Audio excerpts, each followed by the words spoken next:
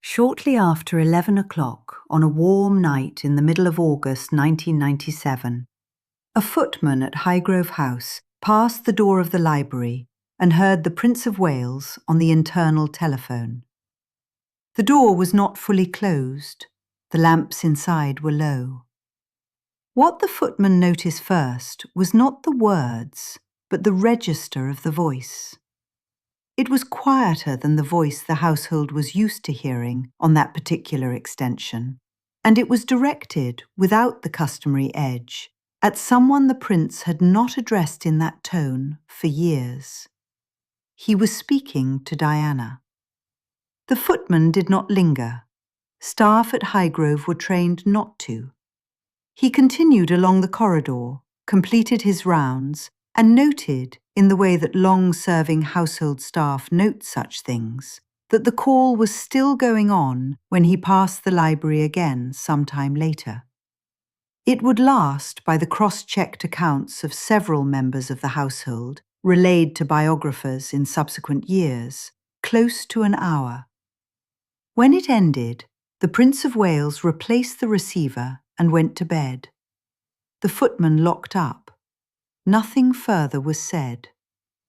What had been overheard would acquire its meaning only 2 weeks later, when the Princess of Wales was pronounced dead in the early hours of 31st of August 1997 in a hospital in Paris after a car crash in the Pont de l'Alma tunnel. Only then did the household understand that the late conversation in the library at Highgrove had been, in all likelihood, the last sustained exchange between the two of them. Only then did the lowered voice acquire weight. This is the story of that call, and of what had to happen between two people for it to be possible at all. By August 1997, Charles and Diana had been divorced almost exactly a year. The decree absolute had come through on the 28th of August 1996, ending a marriage that had begun on the 29th of July 1981 in St. Paul's Cathedral before an estimated global television audience of 750 million. The intervening 15 years had produced 2 sons, Prince William, born on the 21st of June 1982, and Prince Harry, born on the 15th of September 1984, and a public unravelling so thorough that by the mid-1990s neither party retained much privacy about the marriage's interior.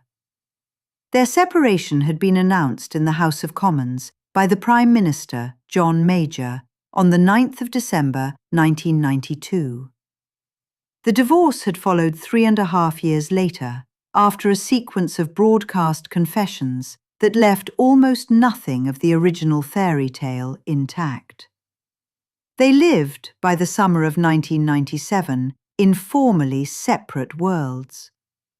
Diana occupied apartments at Kensington Palace, the residence she had retained as part of the divorce settlement, where her household was small and her routines her own.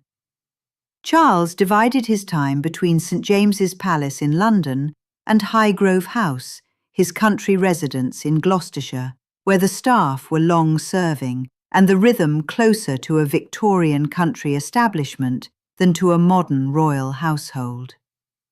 Communication between the two addresses, when it occurred, generally ran through private secretaries.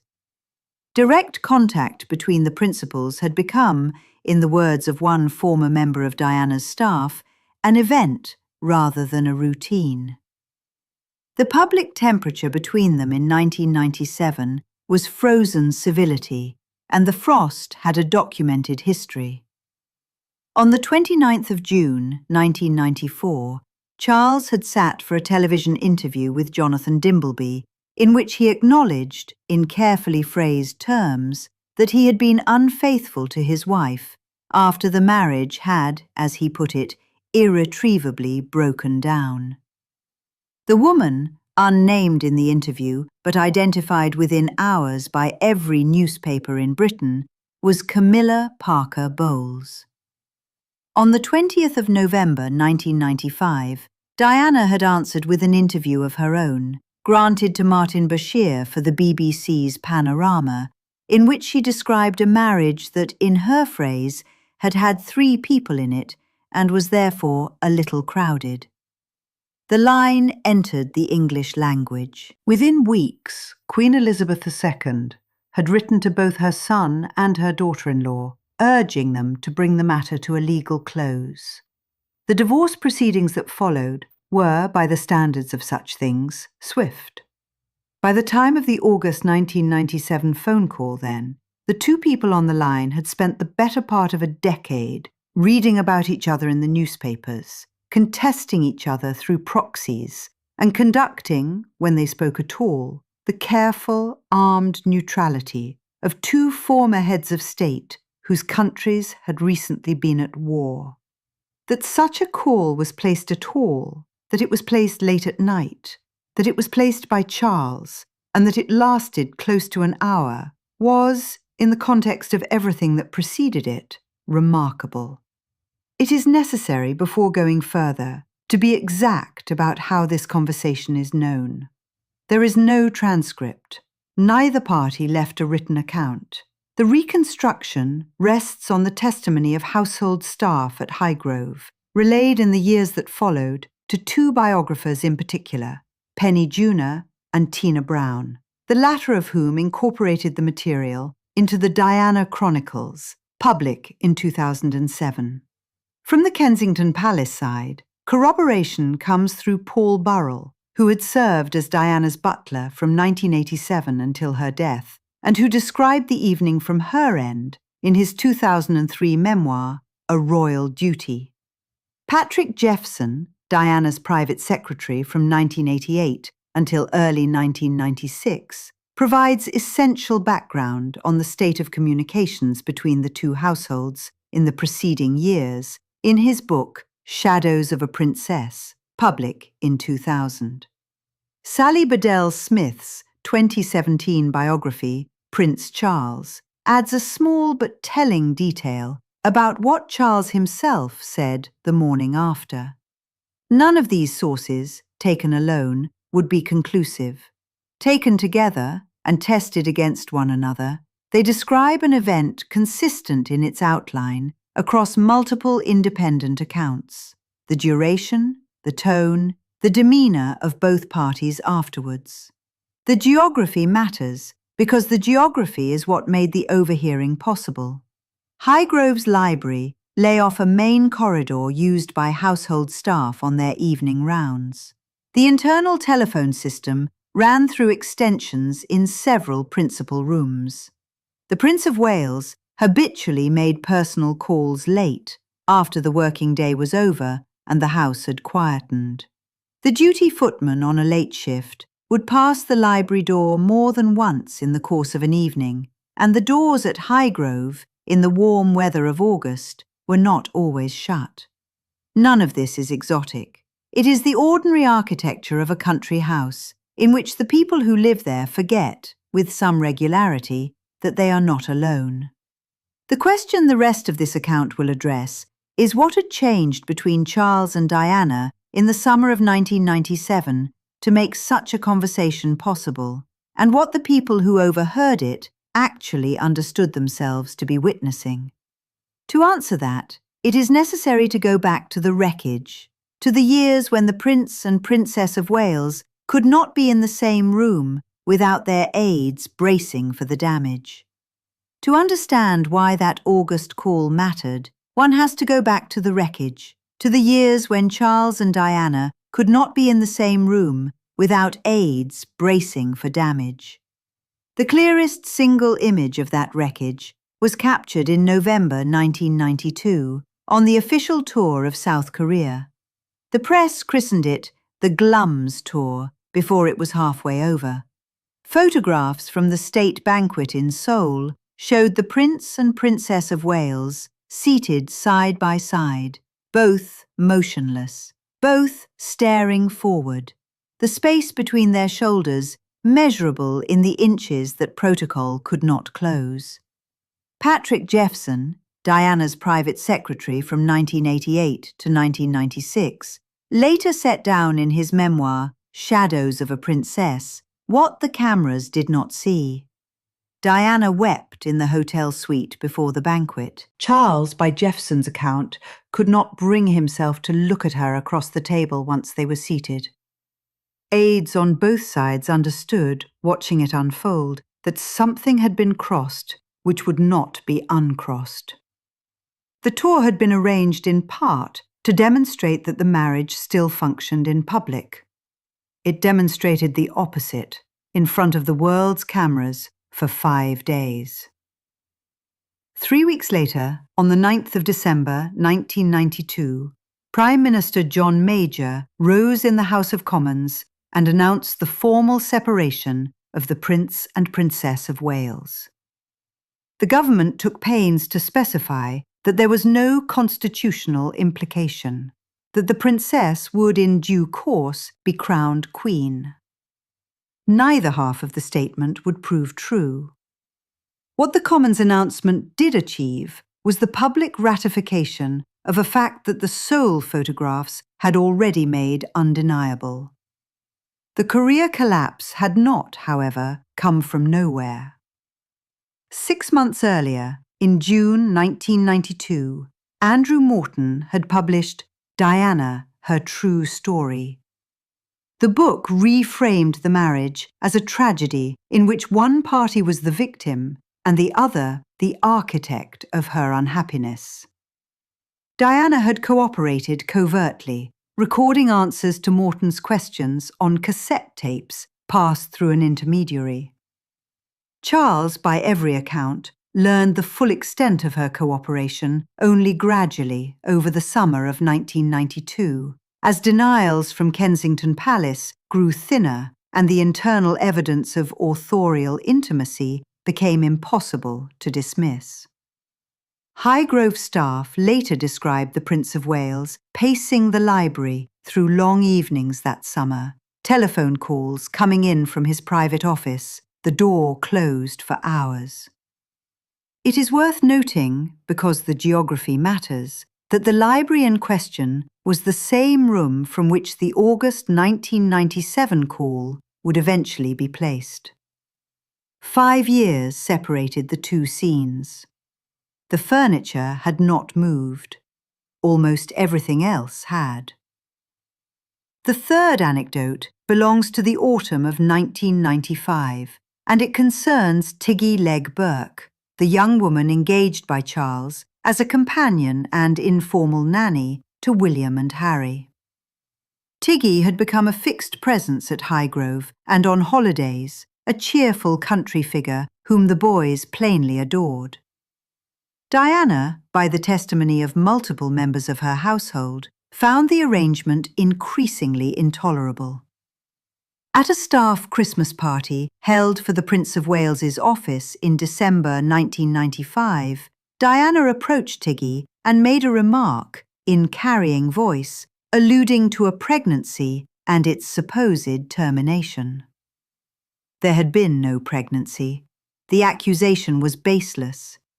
Tiggy left the party in distress, and Charles's private office, through the solicitor Peter Carter Ruck, demanded a formal retraction in writing. Diana's office produced a cold, lawyerly letter. The episode did more damage to internal relations than any single event of that year. It also fed directly into the atmosphere that produced the Panorama interview broadcast on the 20th of November 1995, in which Diana told Martin Bashir that there had been 3 of them in the marriage. By the close of 1995, communication between St James's Palace and Kensington Palace ran exclusively through private secretaries.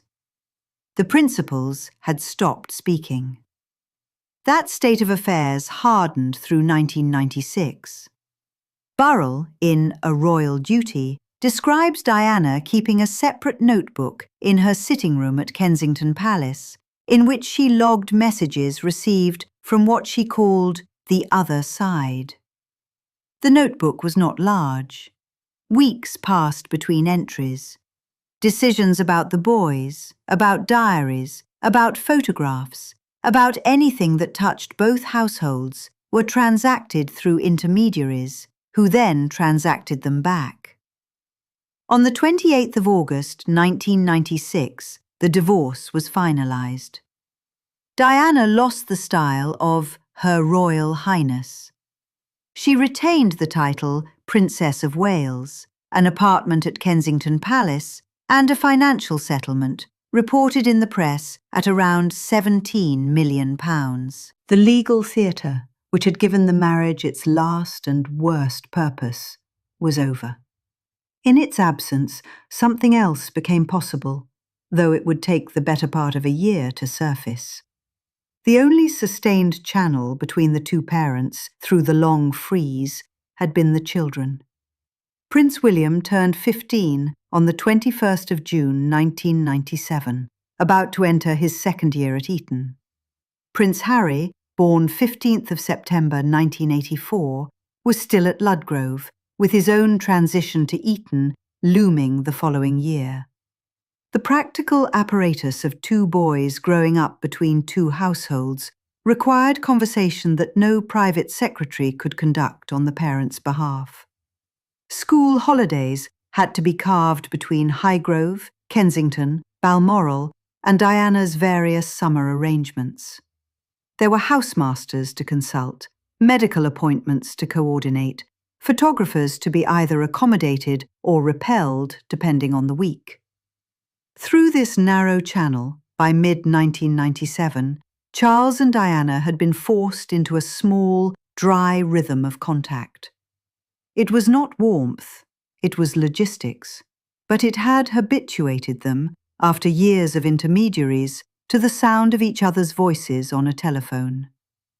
The summer of 1997 then introduced two further pressures, pulling in opposite directions on the surface, but pushing both parties, in fact, toward the same quiet equilibrium. The first was Diana's rising public stature, now uncoupled from royal machinery. In January, she had walked through a partially cleared minefield in Huambo, Angola, for the Halo Trust. The photographs went around the world. The landmines campaign gave her a public seriousness that the royal household, in its years of attempting to manage her, had never permitted her to claim. By mid-July, she was holidaying in the south of France as the guest of Mohammed Al Fayed, accompanied by William and Harry for the first stretch, and then, after the boys returned to their father, by Dodi Fayed. She was, by every account of those close to her, freer than she had been in 15 years. The second pressure ran on Charles's side. Through the spring and early summer of 1997, his office had been quietly engaged in the long, careful project of rehabilitating Camilla Parker Bowles in public perception. The chosen instrument was a 50th birthday party held at Highgrove on the 18th of July, 1997. Camilla turned 50 on the day. The party was discreet but not secret, attended by close friends and a calibrated handful of cousins. The press was permitted to photograph guests arriving. The intent of the operation was unmistakable to anyone reading the royal pages. This was the formal introduction, a year on from the divorce, of Camilla as a fixed and acknowledged presence in the Prince of Wales's life. Diana, by previous form, might have been expected to retaliate. A counter-photograph, a counter-leak, a counter-appearance. She did none of these things. What she did instead, according to Tina Brown in The Diana Chronicles, was telephone Charles in the days before the party to wish him well. The call was brief. It was unprompted. Highgrove staff, who took the connection through to the Prince of Wales, remarked on it afterwards, because such a call from the Princess of Wales to that house, in that summer, on that subject, was without precedent in their experience. Brown's source for this is one of the Highgrove household, relayed through the same chain that biographers Penny Junor and Sally Bedell Smith would later draw upon. The detail has the texture of truth in part because it explains so much of what followed. A hostile Diana on 17th of July would have made the August call inconceivable. A generous Diana on 17th of July made it possible. What had shifted, in other words, was not feeling, but position. Diana no longer needed to compete for Charles's loyalty because she had ceased to want it. Charles no longer needed to defend himself against her public power because the divorce had drawn its legal boundary and Camilla's emergence had drawn his own. Both, for the first time since the early years of the marriage, occupied ground that the other was not trying to take. From that ground, small civilities could be ventured without strategic cost. The July telephone call about Camilla's birthday was the first of them, the announcement of a possibility rather than its fulfillment. By the first week of August 1997, something between them had begun, cautiously, to function again. The August phone call would be its fullest expression. By the first week of August 1997, something between them had begun, cautiously, to function again. The August phone call would be its fullest expression. Highgrove House sits in a fold of Gloucestershire countryside, screened from the road by hedges Charles had planted himself. In mid-August of that year it was, by all accounts of the staff later interviewed, running on reduced numbers. Most of the senior household was on leave or rotating between residences. William, just turned 15, and Harry, not yet 13, were with their father for the first stretch of the school holidays, before transferring back to their mother for the second. The boys would shortly join Diana abroad. The garden was at its August fullness. The windows were open against the heat. The duty footman on the late shift that night was one of the long-serving Highgrove staff, a man who had worked the house since the late 1980s, and whose name has been withheld in every published account. He was moving through the ground floor shortly after 11, performing the standard last walk before lock-up, when he heard the Prince of Wales speaking in the library. The door was not fully closed.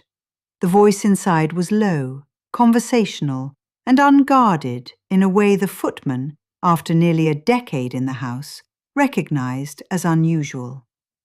He paused, then continued on, as servants in royal households are trained to do. But he registered the tone. He registered, in particular, the name being spoken on the other end of the line. The call had been placed by Charles to Kensington Palace. Paul Burrell, in A Royal Duty, reconstructs Diana's side of it from his own observation that evening. She had been in the upstairs sitting room.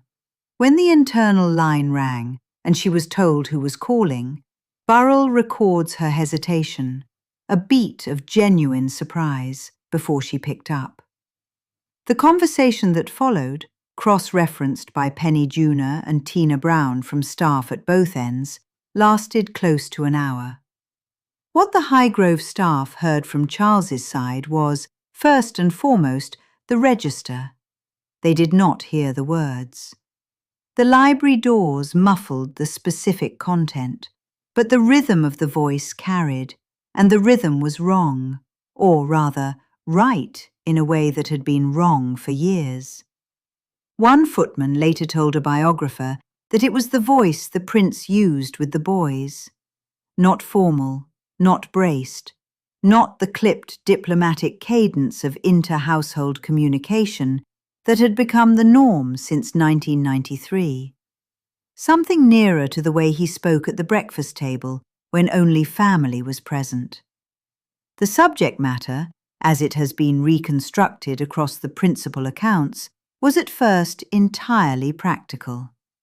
William's housemaster arrangements at Eton for the coming autumn term. Harry's transition the following year, which both parents had been negotiating in writing through their offices for months. There was, according to Tina Brown, a discussion of how to handle the inevitable photographers when the boys moved between households in September, an attempt to agree a joint line so that neither parent could be played against the other in the press. This in itself was new. For most of the previous 3 years, press coordination had been precisely where the two camps refused to cooperate, each suspecting the other of briefing. Then the conversation drifted. This is the part of it that lingered in the recollections afterwards, and the part that staff on both sides noted as departing from what either had grown used to. Charles, according to the account Penny Junior developed, thanked Diana for something she had done concerning the boys earlier in the month. The specifics are not preserved. It may have related to a school matter, or to a press question she had declined to answer, or to the way she had handled their handover from the Mediterranean trip. Diana, in turn, asked after his work. Small inquiries, the kind of questions ex-spouses ask when they are no longer trying to keep score. Sally Bedell Smith's 2017 biography adds a single further detail that more than any other fixes the temperature of the call. Afterwards, Charles briefly spoke to a private secretary, mentioned the conversation, and said it had gone rather well. That phrase is the closest record we have of his own assessment. It is, in its English restraint, profoundly telling. The Prince of Wales did not say it had been moving, or important, or overdue. He said it had gone rather well.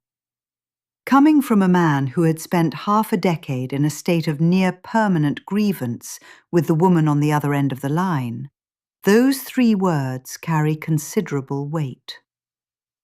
From the Kensington Palace side, Burrell's recollection is consistent.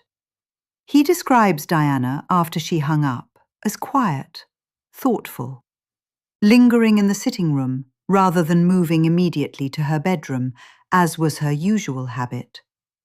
She made herself tea. This was, by Burrell's reckoning, the detail that most struck him at the time. Diana, after a conversation of any emotional significance, almost invariably telephoned one of her circle, sometimes several of them in succession, to talk it through. After this call, she telephoned no one. She sat with it. She made tea. She went upstairs.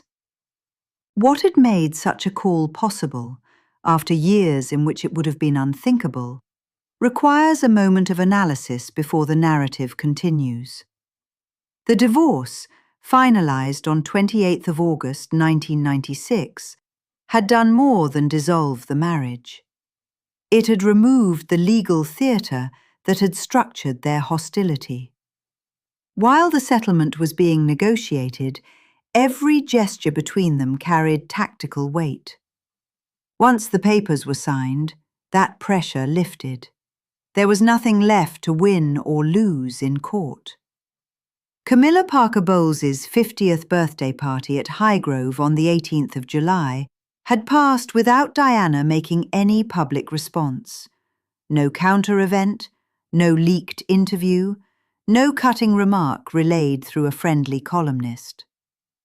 This restraint had been noticed at Highgrove. It was understood as a deliberate decision on her part to step away from the field. Diana herself, by mid-August, believed she was on the brink of a new chapter. The relationship with Dodi Fayed was developing.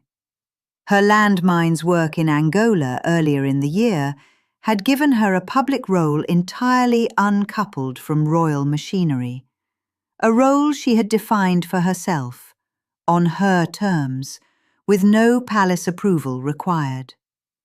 From a position of growing strength and clarity, she could afford to be generous. She no longer needed Charles to lose in order for her to win. Charles, for his part, had weathered the worst of his public image crisis. The Dimbleby admission was 3 years behind him. Camilla had been carefully reintroduced to the public eye, the birthday party having been a calculated step in a longer rehabilitation. With his own ground steadier, he too could afford to be gracious. Grace, in marriages that have ended badly, is almost always a function of security. Both of them, in different ways, had found enough footing to extend it. This was not reconciliation. Neither party imagined remarriage, nor anything remotely close to it. There is no evidence in any of the principal accounts that either Charles or Diana suggested, even obliquely, that the personal terms of their relationship might change. What had changed was something rarer and, in its way, more valuable. It was a peace made between two people who had finally stopped needing to win against each other. The hostility that had defined nearly every interaction since 1992 had, without ceremony, been set down. A caveat the record requires.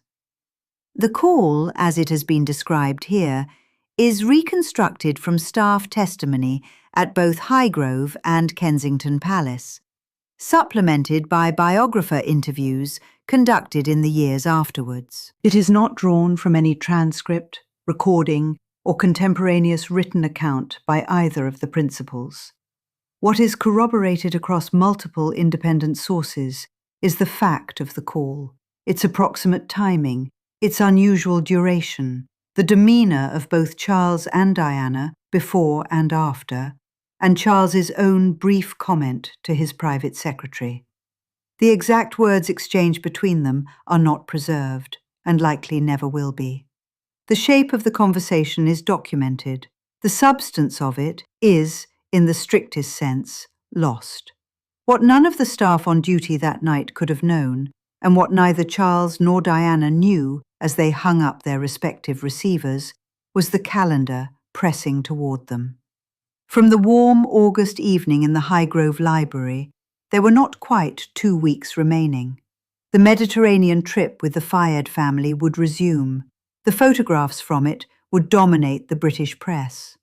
The car would leave the Ritz on the night of 30 August. The tunnel was waiting. But that knowledge belongs to what came after. On the night itself, the receiver was set back in its cradle in the library at Highgrove, the line went dead, and the house settled into its post-midnight quiet. The library at Highgrove gone dark after midnight, the receiver back in its cradle, the footman moving on to lock up, not yet understanding that he had overheard the last real conversation between the Prince and Princess of Wales.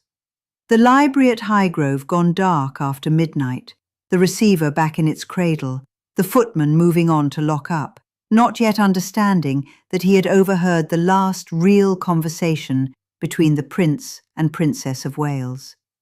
2 weeks later, in the small hours of 31st August 1997, a different telephone rang. This one was at Balmoral. Charles took the call in a corridor. By the time the sun was up over Deeside, the Princess of Wales was dead in the Pont de l'Alma tunnel in Paris, and the man who had spoken to her in August was placing the calls no one ever rehearses. He rang her sisters, Lady Sarah McCorquodale and Lady Jane Fellows, before dawn. Later that day, he flew with them to Paris to bring her body home. In the days that followed, according to Tina Brown's reporting in The Diana Chronicles, Charles told one private secretary that he was grateful for the August conversation. Grateful. It is not a word that travels easily in royal households, and not one that survives often in the written record. But there it sits, attributed and dated. Without that call, the final exchange between the Prince and Princess of Wales would have been a matter of legal correspondence, school logistics passed through staff, a marriage closed on a court order. Instead, there was an hour on a warm night, voices lowered, the small civilities of two people who had stopped fighting. If this account has been useful, subscribing to the channel costs nothing, and there are more stories like this one queued. The bell notification means you will see them when they go up. Now to what the evidence, laid out, actually tells us. The standard public narrative of Charles and Diana has them as permanent antagonists, locked in a slow public war from the career tour through the Morton book, through Dimbleby and Bashir and the divorce, until death intervened. The August call complicates that narrative without overturning it. The hostility was real. The Tiggy Leg Burke episode was real. The icy formal letters between private secretaries were real. And so, in the final summer, was the thaw. Both can be true at once. Marriages that end in public rarely end cleanly in private, and the months before Diana's death increasingly look less like a frozen standoff and more like a slow, awkward letting go on both sides. There is a second point worth dwelling on, which concerns the witnesses themselves. The unnamed people standing in corridors at Highgrove and Kensington Palace, the footmen and valets and duty staff, are often the only neutral observers a royal marriage has. They are not parties to the war. They have no book to sell at the time of overhearing. Paul Burrell and Patrick Jeffson, who later wrote memoirs, are debated figures and rightly examined with care. But the August call survives in the record not because one source pressed it, but because several independent sources on opposite sides of the same conversation, gathered by different biographers years apart, describe the same evening in compatible terms.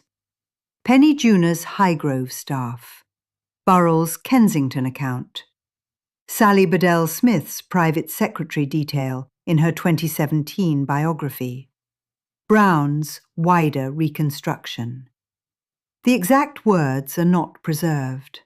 The tone, the duration, the demeanour of both parties afterwards are. A third observation concerns Charles specifically. The public image of him in 1997 had crystallised around the Dimbleby admission and the long shadow of Camilla Parker Bowles. He was the cold party. Diana was the warm one. That binary made for easy headlines and bad history. The August conversation suggests something more ordinary and more human. A man in late middle life, capable of quiet courtesies when the audience had gone home. The footman's phrase, recorded later, was that Charles spoke in the voice he used with the boys. Anyone who has watched a long marriage end knows that voice.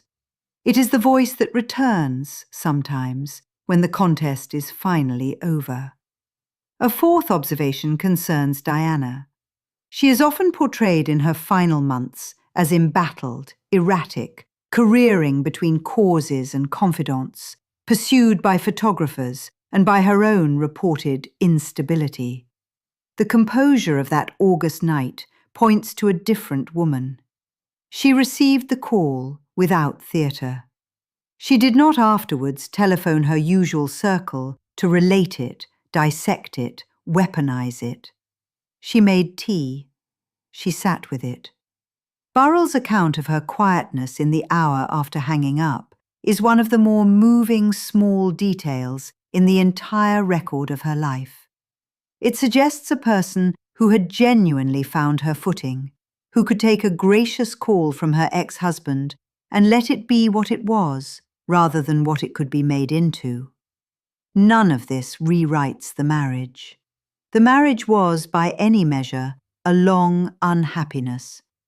The wedding of the 29th of July 1981 produced 2 children and a great deal of public spectacle and very little private peace. The separation, announced on the 9th of December 1992, the Dimbleby interview of the 29th of June 1994, the Panorama broadcast of the 20th of November 1995, the divorce finalised on the 28th of August 1996. These are the milestones of a union that did not work and was not going to. The August 1997 call does not erase any of that. What it does is add a final, small, accurate detail to a story usually told without one. The Prince and Princess of Wales, having spent the better part of a decade as antagonists, spent the last weeks of her life as something approaching civil acquaintances. That is not romance. It is something rarer in failed marriages, and arguably more difficult. It is two people who have finally stopped needing to win. Return now to where this began. A footman at Highgrove, shortly after 11 on a warm August night, walking past the library and hearing a voice he knew well, speaking a name he had not heard spoken in that register for years. He did not know what he was hearing. Neither, in the deepest sense, did the two people on the line. They imagined autumn-term arrangements, perhaps a working relationship that might function from a distance, the slow accumulation of years in which their children would grow and they would meet at weddings and graduations and stand together for photographs without flinching. None of that was going to happen. The tunnel in Paris was 13 days away. What King Charles III carries from that August night, now 28 years on, is something only he knows.